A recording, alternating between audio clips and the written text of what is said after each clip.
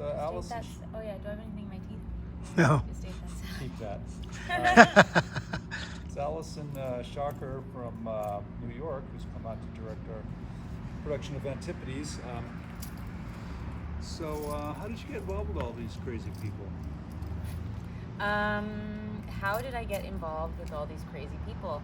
I lived in San Rafael from 2016 to 2020, and at that time, Anthony Fusco, who I knew because he grew up with one of my mentors, Seth Barish, they grew up buddies and were in each other's wedding, and he was very excited that I had been a part of this theater company called the Barrow Group in New York, and asked if I would teach a class if he got people together, and I said of course. So that started in 2018, I think it was, and then I just ended up meeting a lot of people, and we had class for years and years, and then Robert Parsons and Tim Redmond came to me at one point, 2022 was it?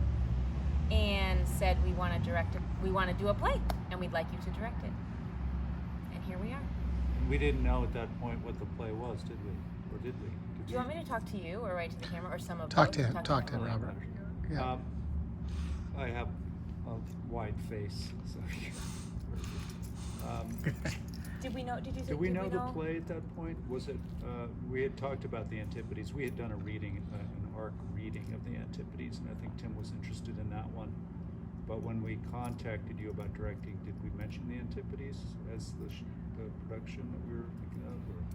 Well, at that point, when you contacted me about directing something, Yeah. I think Antipodes was kind of in the running. There was also The Grown Up, I think, Yeah, and there was a couple others. That's true. yeah, Pocatello. Margin Call maybe, or Margin Call. and then I just read through them, or maybe we talked about them, and the Antipodes just seemed like there was something really there, had the most legs and juice. So. Yeah. And since ARC is a company sort of about really boiling down the essence of a play to simply the word, since we did most of the stuff on Zoom, Antipodes is sort of a good fit for, seems like could be a good fit for ARC for their first, go out into the real world with the production. Yeah. Yeah. I think that the Antipodes is a great first go for ARC out into the world for a full production. I think it's a big cast, which is great. We have a cast of 9, and it's a play about telling stories and how we tell stories and why stories matter or are important, or why we get so invested, nay, obsessed with stories. And that, in a way, I mean, that's not how ARC began, and also at a time when we could no longer be together doing what we do, all of you actors were like, we have to keep telling stories. And as you're working on this piece, how has it come to reveal itself to you in new and exciting ways that maybe you hadn't thought of when you first read it or started thinking about it?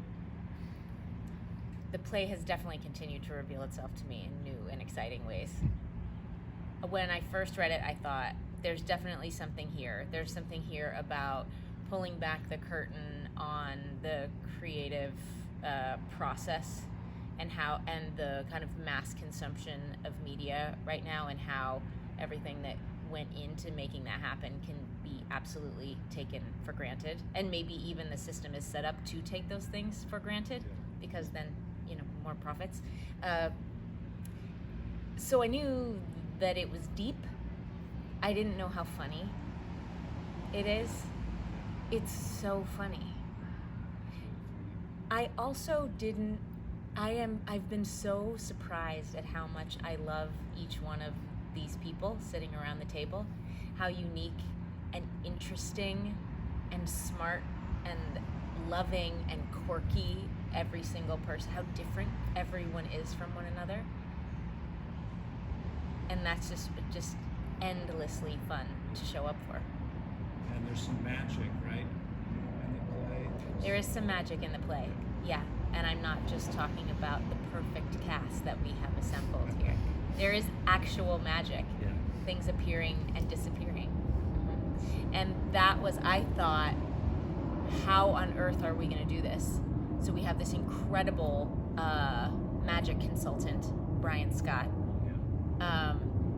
And he said, just let me know what you want to do. Like, let's shoot for the moon. Tell me the ideal, and we'll go from there. And he's really been of the same ilk of, like, let's just let it be easy. And so that appearance and disappearance of things, I felt a little nervous about that, just in that I had no idea how that could possibly work. And it's definitely working. Yeah. It's fun. It's fun to watch. Is it fun for you doing it? It's fun doing it, but it's also fun when I'm off, I'm not on stage watching. I can watch the magic, Yeah. and that's really cool to see how that's all manifesting itself. Yeah. Yeah, that's going to be really, really exciting for an audience, I think. Lastly, Alyson, there's something really magical that happened to you as well, which I think speaks to why this play needs to be done right now, and that was a chance encounter you had with our playwright Annie Baker. Can you Right. talk a little bit about that? Yeah.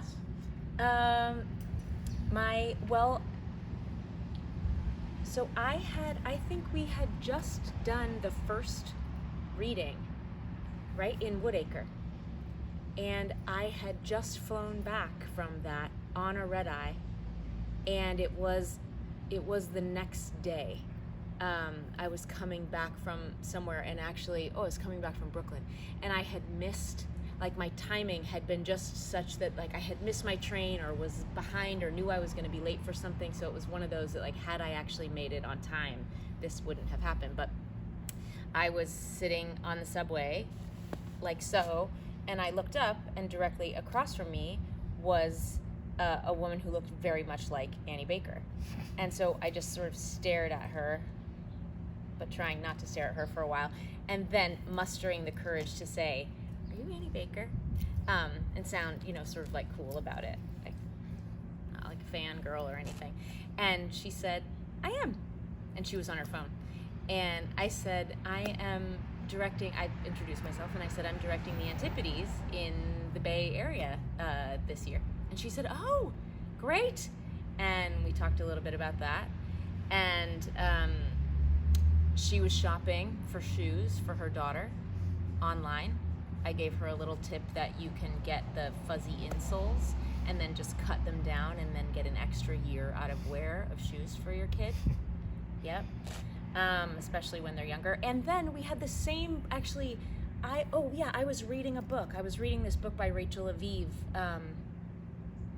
her latest book, which is really wonderful. I'm forgetting the title right now. But then Annie said, I'm reading the same book. And she pulled it out of her bag.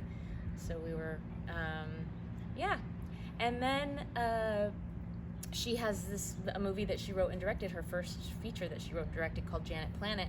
And so I went to see that at the Angelica, and she was there doing a talk back, and then we chatted for a little bit afterwards. And I told her about this rehearsal process that we're doing with the 2 weeks and then 6 weeks off, and then we come back for 2.5 weeks. And it's an unconventional thing, but I know that we are all excited about that kind of marination time. And she was really jazzed about it too. Yeah. And we're all unconventional too, so that's good.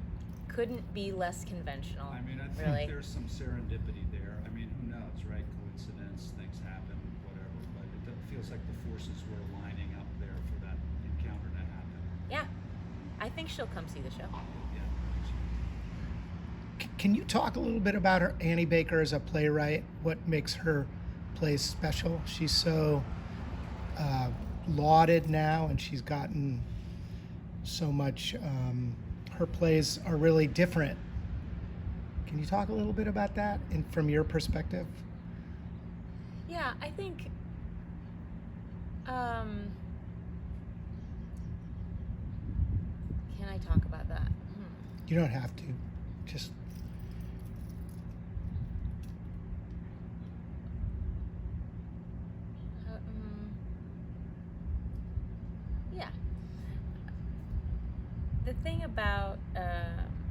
about Annie Baker as a writer. I think that's really interesting, and certainly like people really love her work. I can't speak to why that is, but I think she breaks rules and breaks conventions and does it really successfully and unpredictably and unexpectedly, and writes characters that are simultaneously very real and also sort of unreal, which in my experience is like, that's life. So I think she has this way of blending that can actually seeing that, experiencing those stories can really deepen our experience of our own lives.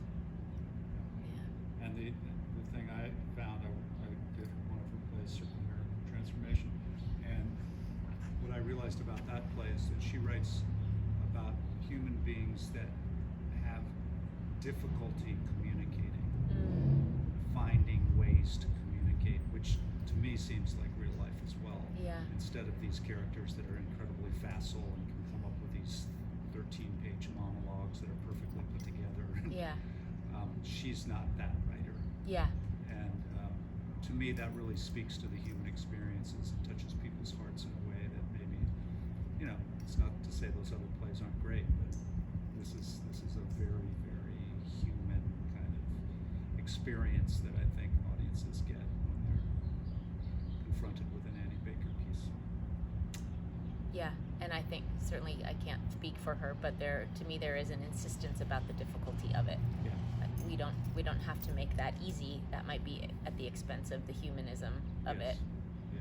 And then you have the flick, which was 3+ hours, Yeah. and you had some people where there was an insistence on the length of pauses and how much time things take. Yeah. And you had people walking out and people coming back to see it 3, 5, 7 Exactly. times. Yeah.